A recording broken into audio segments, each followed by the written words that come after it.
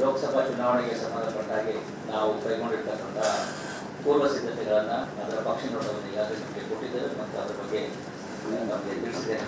ಒಟ್ಟು 5 ಲೋಕಸಭಾ ಕ್ಷೇತ್ರಗಳು ನಮಗೆ ಬರ್ತದೆ. ಬೆಂಗಳೂರು ನಗರ ಪೊಲೀಸ್ ಕಮಿಷನರೇಟ್ ವ್ಯಾಪ್ತಿಗೆ ಸಂಬಂಧಪಟ್ಟಾಗೆ ಒಟ್ಟು 8,088 ಮತಗಟ್ಟೆಗಳಿದ್ದು ಅದಕ್ಕೆ ಪೂರಕವಾಗಿ 1,737 ಮತಗಟ್ಟೆಗಳನ್ನು ಸೂಕ್ಷ್ಮ ಮತಗಟ್ಟೆಗಳು ಅಂತೇಳಿ 6,351 ಮತಗಟ್ಟೆಗಳನ್ನು ಸಾಮಾನ್ಯ ಮತಗಟ್ಟೆಗಳಲ್ಲಿ ಮಾಡಲಾಗಿದೆ. ಅದರ ಜೊತೆಯಲ್ಲಿ ಒಟ್ಟು 2,564 ಮತದಾನದ ಕೇಂದ್ರಗಳು ಸೆಂಟರ್ಸಲ್ಲಿ ಈ ಮತಗಟ್ಟೆಗಳಿದ್ದಾವೆ. ಅಂದರೆ ಬಹಳಷ್ಟು ಕಡೆಗಳಲ್ಲಿ ಮಲ್ಟಿಪಲ್ ಪೋಲಿಂಗ್ ಬೂತ್ಸ್, ರಾಮಮೂರ್ತಿ ನಗರದ ಒಂದು ಇದರಲ್ಲಿ 18 ಪೋಲಿಂಗ್ ಬೂತ್ಗಳು ಒಂದೇ ಪ್ರಿಮೈಸ್ನಲ್ಲಿ ಇರ್ತಕ್ಕಂಥದ್ದಿದೆ. ಸೊ ಈ ರೀತಿ ಇರ್ತಕ್ಕಂಥ ಎಲ್ಲ ಕಡೆಗಳಲ್ಲೂ ಕೂಡ ನಾವು ಬಂದೋಬಸ್ತ್ ವ್ಯವಸ್ಥೆಯನ್ನು ಮಾಡಿಕೊಂಡಿದ್ದೇವೆ.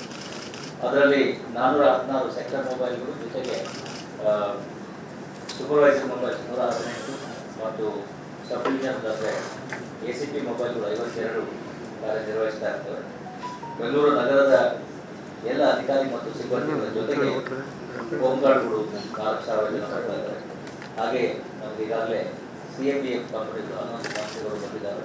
ಅವುಗಳನ್ನು ಡಿವಿಷನ್ಗೆ ಒತ್ತಡ ಮತ್ತು ಸೂಕ್ಷ್ಮತೆ ಮತ್ತು ಏರಿಯಾ ಆಧಾರದ ಮೇಲೆ ವೆಸ್ಟ್ ಡಿವಿಷನ್ ಮತ್ತು ಈಸ್ಟ್ ಡಿವಿಷನ್ ಮತ್ತು ನಾರ್ತ್ ಡಿವಿಷನ್ಗೆ 2 ರೀತಿಯ ಕಂಪನಿಗಳನ್ನು ನಾವು ಕೊಟ್ಟಿದ್ದೇವೆ.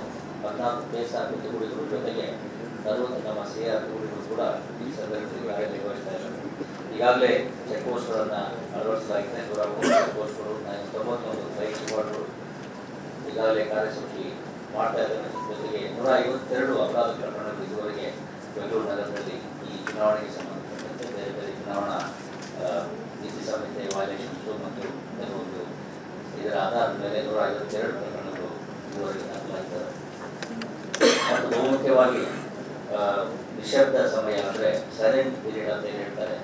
ಚುನಾವಣೆ ಮತದಾನದ ಕೊನೆಯ ಅವಧಿಯಿಂದ 48 ಗಂಟೆಗಳ ಪೂರ್ವದಲ್ಲಿ ಅಂದರೆ 24ನೇ ತಾರೀಕು ಸಾಯಂಕಾಲ 6 ಗಂಟೆಯಿಂದ 26ರ ಮಧ್ಯರಾತ್ರಿಯವರೆಗೆ ಬೆಂಗಳೂರು ನಗರದಲ್ಲಿ ನಿಷೇಧಾಜ್ಞೆ ಇರುತ್ತದೆ. ಜೊತೆಗೆ ಮದ್ಯ ನಿಷೇಧವು ಕೂಡ